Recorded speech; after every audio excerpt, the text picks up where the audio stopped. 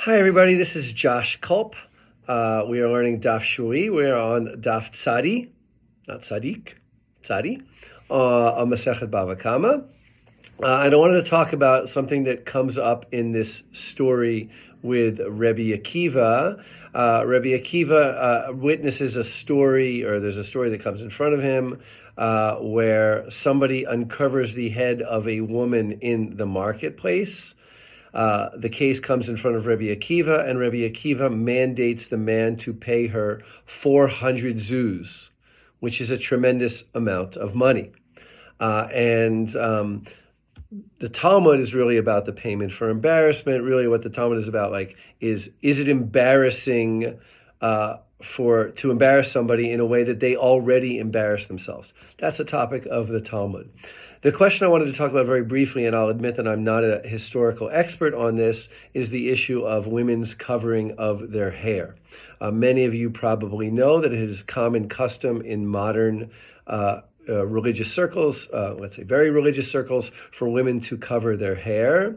This source is one of those sources that is mustered to support the custom of covering of a woman covering her hair. And so I just wanted to talk briefly about what you could learn from this source and what I don't think you can learn from this source.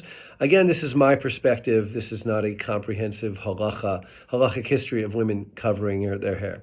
I think you can learn from this source that women, I don't know about married women, but women, period, generally speaking, were considered to cover their hair normally in the public area, in the shuk. Otherwise, it wouldn't be embarrassing to have your hair uncovered in the shuk. I would hedge that a little bit because this woman does uncover her hair a little bit in order to scoop up some oil. That's the continuation of the story. It's doubtful to me that somebody would, let's say, in the shuk, get totally naked in order to use their oil, use their clothes to soak up some oil. So it seems like, yes, it's considered embarrassing to remove the hair covering from a woman. Yes, it might be considered revealing for a woman to reveal her hair in the marketplace. But no, it's not a, let's say, piece of clothing that no one could go without, even for a moment, like a shirt. I wouldn't imagine she would just rip off her shirt, or a man his pants, for instance.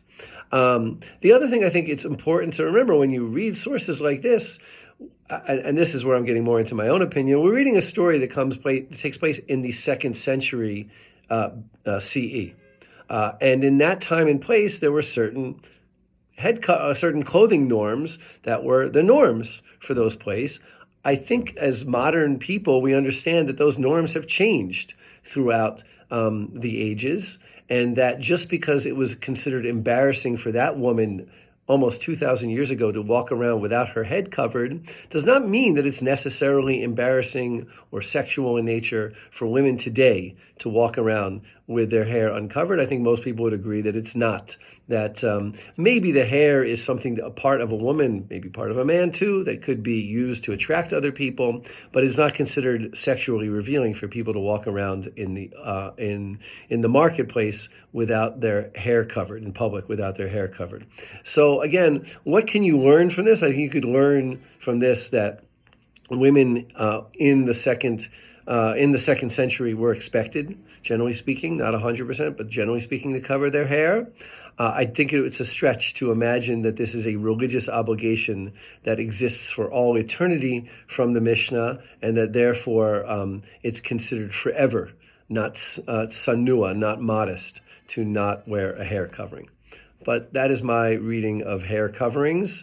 I understand it's a contentious issue in some circles. Probably the circles you're in, it's not particularly contentious, but it's an interesting issue nonetheless. By the way, there's a lot about men's hair covering in the Talmud too, but that's not for this video. That is for a different occasion.